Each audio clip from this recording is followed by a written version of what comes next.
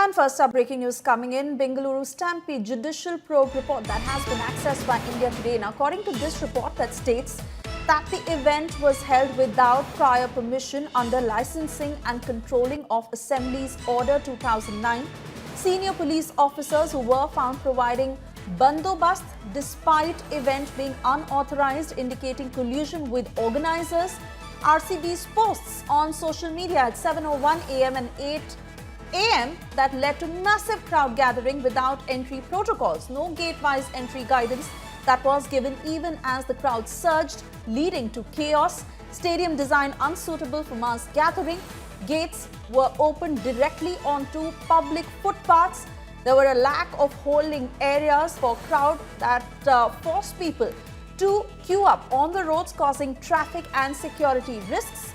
Organisers made reckless announcements that triggered the stampede that was caused due to all these factors that led to 11 deaths and many who were injured due to gross negligence and absence of security management. Organisers failed to ensure basic safety and must be held accountable, is what the report states. Let me cut across to Sagai Raj with further details of what the probe entails so far, Sagai Raj, because as we understand prima facie, multiple factors that led to the stampede. So it was not one aspect of the security, but how the police arranged it, what the organisers did, what the RCB did, all of which led to this tragedy. Absolutely. The important point of Michael D. Kunna, the report that we just accessed exclusively, one of the main points which shows that insufficient bandobast. Only 79 out of 515 police personnel were posted at the gates, grossly inadequate. 79 police personnel to take care of more than 3 lakh fans who were present outside Chinnaswamy Stadium. This is what Michael D. Kunna report says, that 79 people to manage the crowd. And this is what has happened after that. 11 people were killed in the stampede. And out of 79 people, probably majority of them, because I was an eyewitness to that, I was outside the stadium, majority of them, probably around 30 to 40 police personnel were in the main gate, which is the main gate, VIP gate, where all the celebrities, all your players, all your politicians visit from that particular gate. So almost all those police personnel out of 79, see, 79 is a very less number to take care of 3 lakh crowd which was gathered outside the stadium.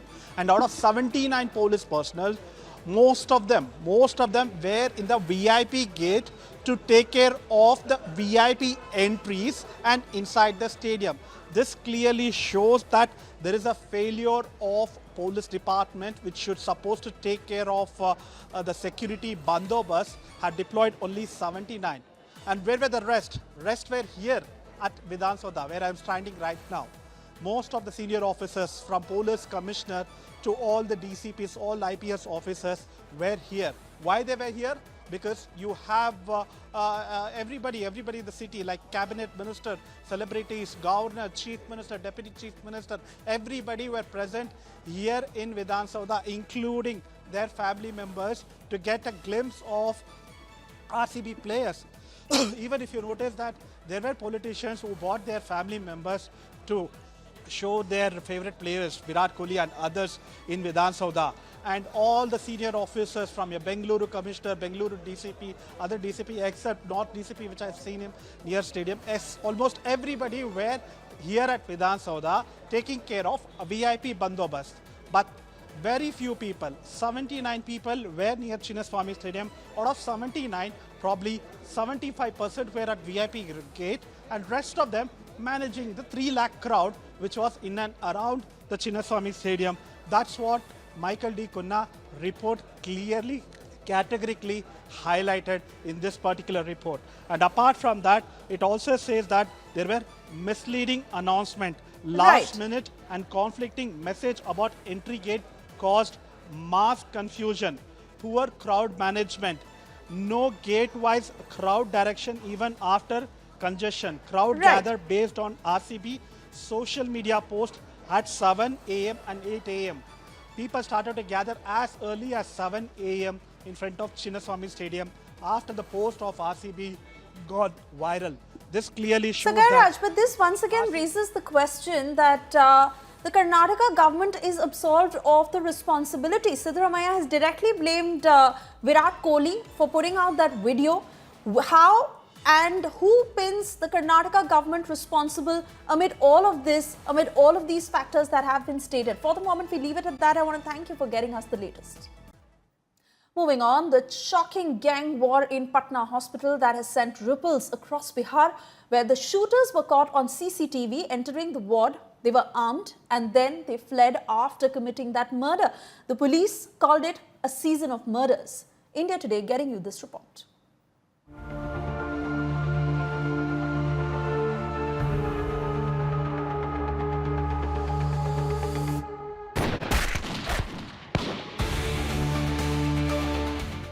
Armed gangsters enter a ward, murder a patient and escape.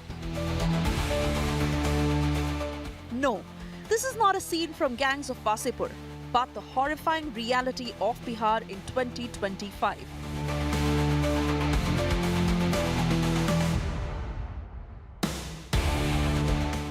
Captured on camera, the killers pulling out their guns, opening the door to the cabin, unloading their weapons and fleeing seconds later.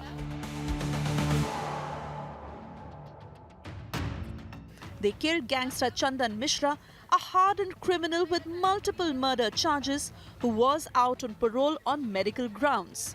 But the police response has triggered even more outrage. Bihar's top cop claimed that this is the season for murders and crimes. अप्रैल मई जून जब तक बरसात नहीं होती है ये सिलसिला जारी रहता है क्योंकि ज़्यादातर किसान को कोई काम नहीं रहता है। एक इस वर्ष चुनाव भी है तो राजनीतिक दलों के द्वारा भी इस पर ज़्यादा नजरिया दिया गया है। Union Minister Chandan Mishra, instead of questioning law enforcement, blamed the hospital for lax security. Hospital कोई सरकारी संस्था नहीं है, वो निजी संस्था है। वहाँ का क्या प्रतिबंध उन लोगों का रहा है उन लोगों को सोचना चाहिए। अब घुस करके मारा है तो किसी साधु को नहीं मारा है, आपस में गैंग वार का मामला है, वो लोग तो कहीं भी कुछ कर ले सकते हैं।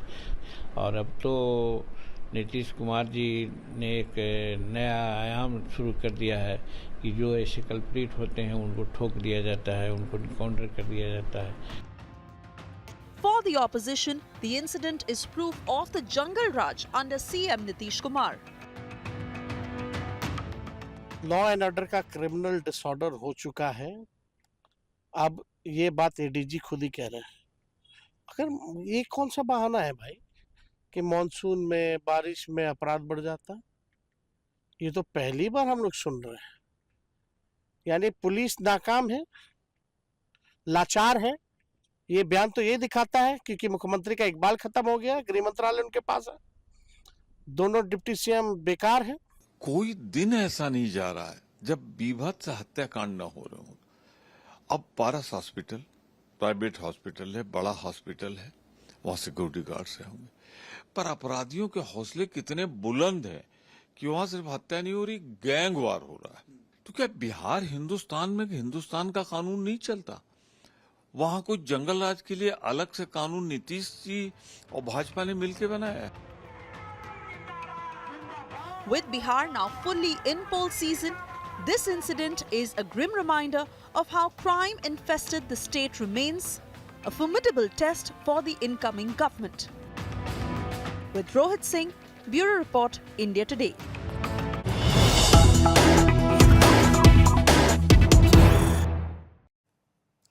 And we now get to another bizarre remark over the Bihar gang war, where this has come from none other than JDU leader and Union Minister Lallan Singh, who has spoken on the Bihar video saying that if two people are sitting and they kill each other, then how is that a crime? That is a mutual dispute. Incidents happen, incidents can happen anywhere, but we arrest people. Listen into that statement. अभी हम और ये बैठे हुए हैं, हम इनको मार देंगे, ये हमको मार देंगे, ये क्राइम है। तो आपसी विवाद है, और आपसी विवाद के लिए घटनाएं होती हैं, हो सकती है कहीं भी दुनिया में किसी भी देश में होती है, लेकिन यहाँ कार्रवाई तुरंत होती है, गिरफ्तार होते हैं, घटना करने वाले लोग गिरफ्तार होते हैं। Cutting across to my colleague Rohit Singh, who joins us on the broadcast. Rohit, it's shocking to the kind of remark that is coming from the Union Minister, who's so plainly normalizing the crime, calling it a mutual dispute. I mean, what can one expect to come out of the investigation if this is how those in power and the cops respond?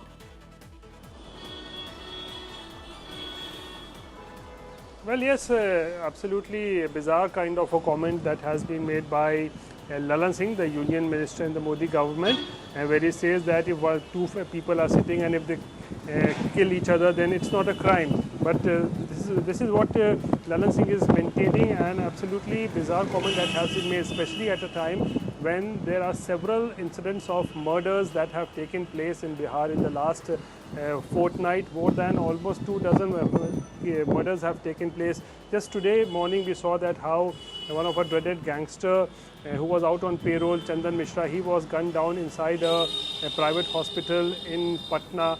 But despite that, if the Union Minister thinks that it's not a crime, and if two people are sitting and if they kill each other, it's not a crime, then God knows what crime is, because at this point of time, the law and order situation in Bihar is absolutely at its, we can say, at its all-time low. Several incidents of murders have taken place in the last one fortnight, and the police at this point of time seems to be really failing in stopping crime, holding criminals, and this is what is going on.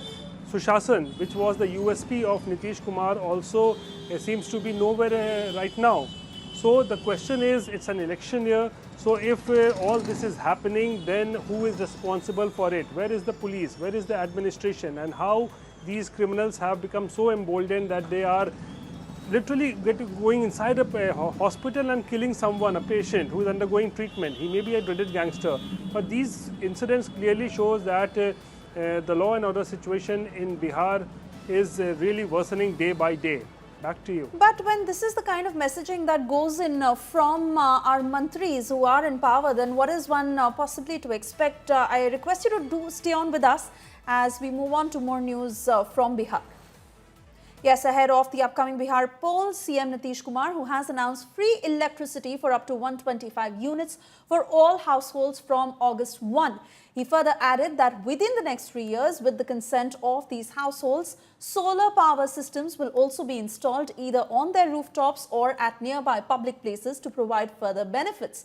This comes just days after Nitish government announced 35% quota for women in government jobs. The move is being seen as aimed at strengthening the Chief Minister's appeal among women voters who, like in previous polls in other states, are expected to play a critical role in the November elections.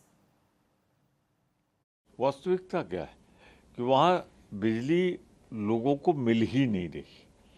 बिजली के हालात बेइंतहा खराब है। जब कभी बीच में जरूरत पड़ी, बिजली का हाहाकार रहा।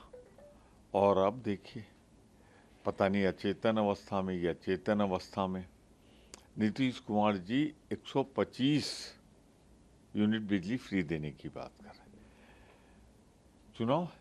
चुनाव के पहले जितने भी वादे नीतीश जी ने किए थे पहले भी, वो भी पूरे तो हुए नहीं।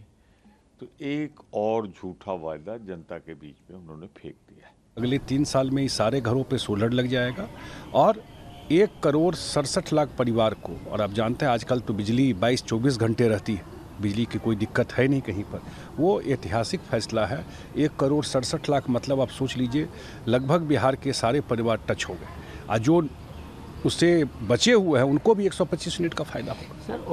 ये बिहार के गरीबों के लिए आज प्रधानमंत्री जी का जैसे 80% लोगों को मुफ्त अनाज की व्यवस्था, अब बिजली मुफ्त, और एक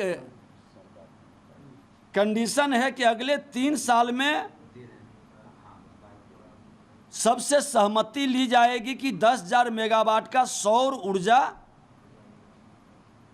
लगाने का, जिससे हमारा पर्यावरण का संरक्षण भी होगा, बिजली भी बचेगी। ये भी एक नए ढंग से प्रधानमंत्री और मुख्यमंत्री का अभियान चलेगा। मास्टर स्ट्रोक नहीं की, किसी और मास्टर से आप लिया गया ये स्ट्रोक है। तो जब आप तेजस्वी जी की पेंशन बढ़ोतरी को आधा अधूरा, पूरा तो नहीं ले पाए, बिजली भी जो निःशुल्क करने की उनकी 200 यूनिट की उनकी कमिटमेंट थी, उसमें से 125 किया। तो जब आइडियाज़ ले रहे हो ना, तो आइडियाज़ का स्वामित्व जिसके पास है, कह दो कि वही चीफ मिनिस्टर है। तेजस्वी ही चीफ मिनिस्टर मटेरियल है, हम स्वीकार करते हैं, क्योंकि उनके द्वारा ड्रॉ की हुई लकीरों को आप फॉलो कर रहे हैं प्रतिदिन।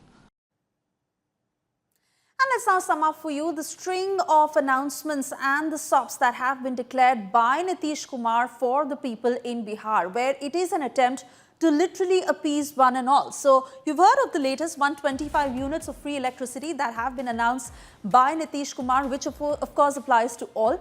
They've even gone on to say that for poor families in Bihar, the government will bear the cost of free installation of solar power plants because that will help them save electricity.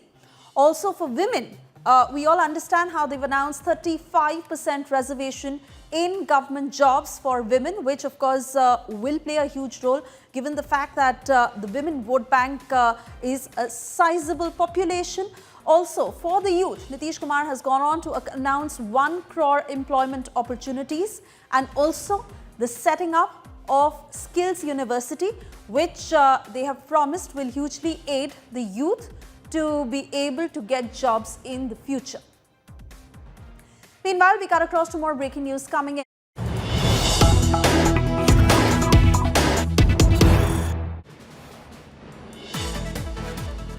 The opposition is up in arms. Bihar LOP Tejashwi Yadav, who's mounted this big attack on Chief Minister Nitish Kumar. He said that earlier Nitish had opposed free power. Now he said that Nitish Kumar is a copycat and he's aping them. Tejashwi Yadav has also added that Nitish government has no roadmap or vision. You also heard responses coming in from the Congress saying that these are nothing but false promises that Nitish Kumar is making ahead of the polls. And this is another big reaction coming in from none other than Tejashwi Yadav, who said that Nitish himself was the man who had earlier opposed these sort of freebies, but now he's copying our model, and Nitish Kumar actually has no vision for the people of Bihar.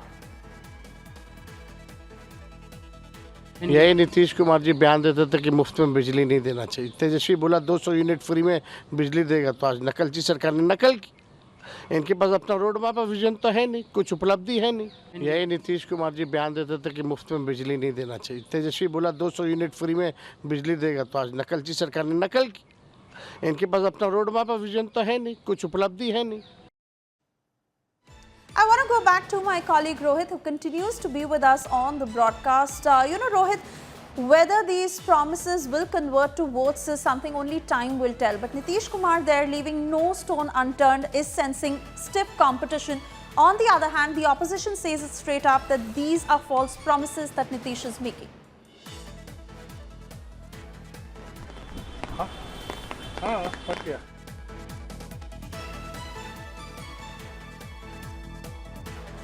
Alright, not too sure if Rohit can still hear us, and we'll try and reconnect with him in a few minutes from now. But there you see how politics is escalating over the freebies that have been announced by Nitish Kumar.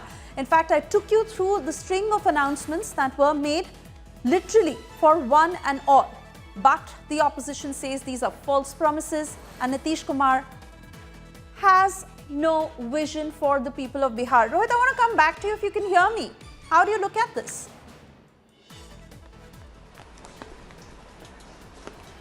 Well, see, on one hand, we are seeing that the law and order situation has worsened in Bihar in the last 15-20 days. But on the other hand, we are seeing a series of announcements being made by Nitish Kumar as far as people of state is concerned, welfare schemes are concerned, and developmental work is concerned. Because remember, today when he has announced 125 unit free electricity, obviously it's going to provide some sort of a relief to almost 1 crore and 67 lakh families in Bihar. So that could be a potential vote bank of for the NDA. So that's very important. On the other hand, for the women, we have seen that 35% reservation for women of Bihar has been announced for all government jobs in all the categories. So these are few of the measures that have been taken by Nitish Kumar to reach out to the poor section of the society, especially those who cannot afford to pay electricity bills, high electricity bills,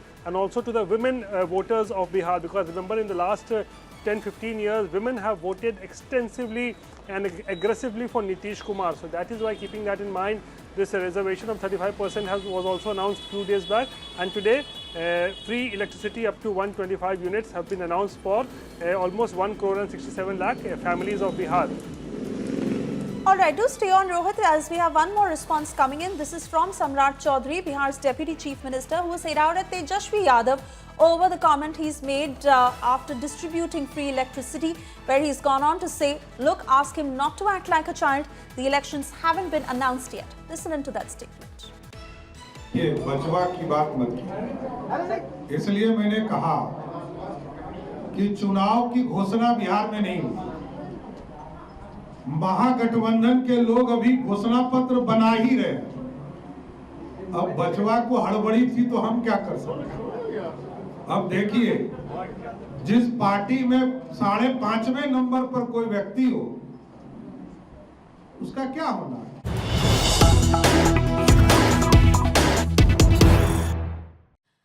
And we got across to more breaking news coming in. DK Shiv Kumar has now taunted Nitish Kumar over the 4 freebies that he's announced. DK Shiv Kumar has said that the Congress has set an example. Nitish is following the Karnataka model, is what DK Shiv Kumar has said on Nitish Kumar announcing those freebies. Listen it. In the entire country, Congress party has stood for the welfare of the country. After the independence till today, whenever the Congress party is in power, either in the central or the state government, it has given various schemes. Now also from Karnataka, we started these 5 guarantees. And again, to come to power, they also used in Madhya Pradesh, Maharashtra, Delhi and other parts of the country. So Congress party has set an example. We do for the development of the people. So whatever Congress party has been given in Karnataka, the entire country is following. It is a Karnataka model to the country.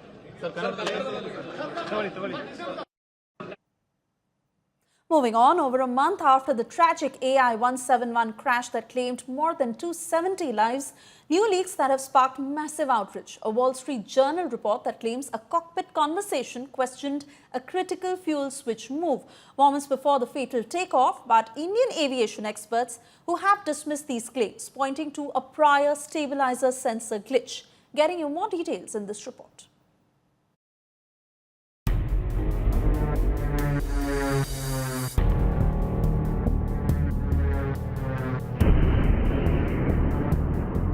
June 12th, flight Air India 171. A routine journey becomes one of India's worst aviation tragedies. Just 32 seconds after takeoff, the Boeing 787 Dreamliner plunged to the ground near Ahmedabad airport, killing 241 of the 242 people on board.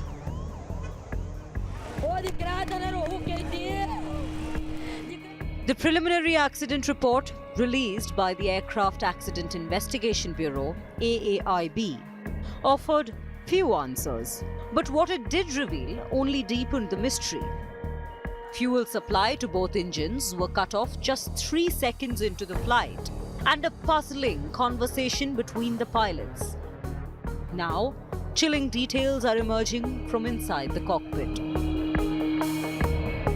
A Wall Street Journal report citing sources in the United States with access to the black box claims to fill in some of the blanks left by the AAIB report. The Wall Street Journal article claims it was Captain Sumit Sabharwal who moved the fuel cutoff switches. According to the report, First Officer Clive Kunder was surprised and then panicked. Captain Sabharwal, meanwhile, appeared calm.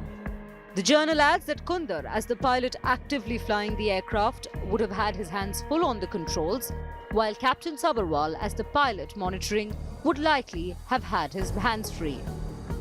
The AAIB report had noted a tense exchange in the cockpit. One pilot questioned the other about switching off the fuel supply to cut off. The second pilot, unnamed in the official report, denied making the switch.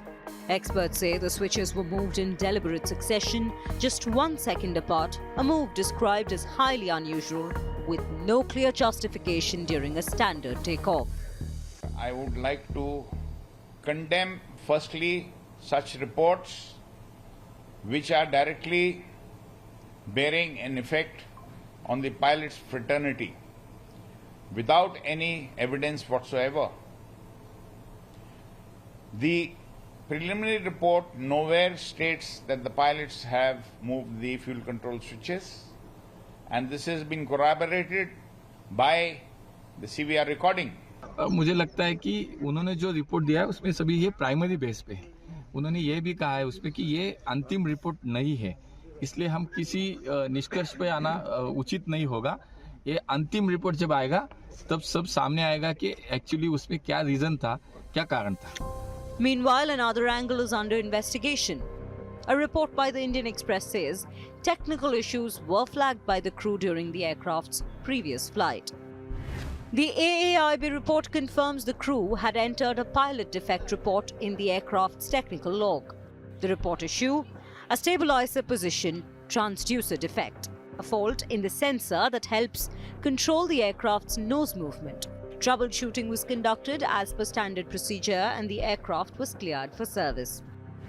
The Indian Express report goes further. It reveals that the engine indication and crew alerting system had displayed warnings in the days leading up to the crash. In fact, the same aircraft experienced an electrical failure in December 2024, causing a flight cancellation. The report says investigators are now probing whether these incidents point to a larger sensor failure or system malfunction. With questions mounting, Indian and US investigators are now examining three critical possibilities. Was it human error, a deliberate act, or a technical failure that caused the switches to move without pilot command? Bureau Report, Business Today TV. And while all these details are being looked into, let's take you through information on what had happened on the flight AI-171 on the previous sector that moved from Delhi to Ahmedabad. Now, that report that was flagged on the stabilizer sensor transducer. But what is this sensor transducer and what does it do? The sensor basically communicates with the flight control system. So it is responsible for sending and transmitting data to the flight control system. Why it is important? Because the center is the tool that is responsible for controlling up and down movement of the nose of the plane, and the data that it transmits to the control system is what helps pilots draw their inputs from. So it ensures accuracy. That is the job of the sensor transducer. Now, any sort of malfunction may trigger fuel control anomaly. So remember, this is a very important aspect that is also being looked into as a part of the larger probe that continues. Let me cut across to Amit Bhardwaj joining us live from Delhi with further details of what had happened on the previous flight from Delhi to Ahmedabad, this particular report that was flagged, and then the maintenance engineer who had created troubleshoot and then given it a clearance. Why has that made it to the preliminary report? Well, Shweta, all angles in regards to AI-171, that is the Boeing Dreamliner craft, is being taken into account by the investigators at this point in time.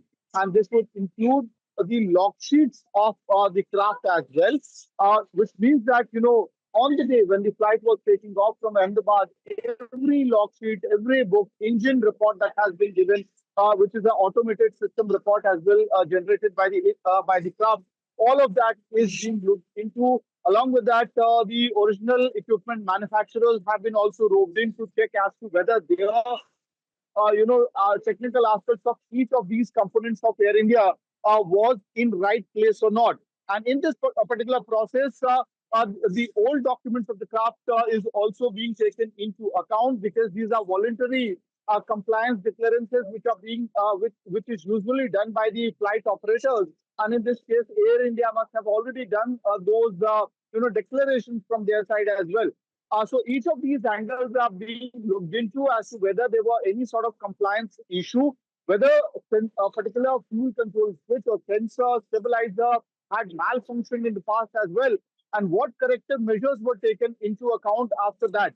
And if at all there would be any sort of compliance violation, that will be also taken into account by the investigators, because in the past few days, but rather in the weeks after the AI-171 crash, what we saw was DGCA was actually conducting surprise checks as well at airports in relation with the operators, as well as Air India's own voluntary declarations were being looked into by the Civil Aviation Authority in the country in order to check as to whether, there have been some violations. So what we are looking at is a part of that process itself. But I could certainly say that the investigation will continue on three angles. Number one, whether there was technical glitch with the Boeing Dreamliner itself. Number two, the manual angle that's being focused upon a lot by the Western media as to whether it was the pilots who were at the fault. Number third, whether the fuel control switches malfunction on transition that happened was because of malfunctioning of some other equipment, some other component of the Air India craft. Back to you. All right, Amit, many thanks for getting us those details.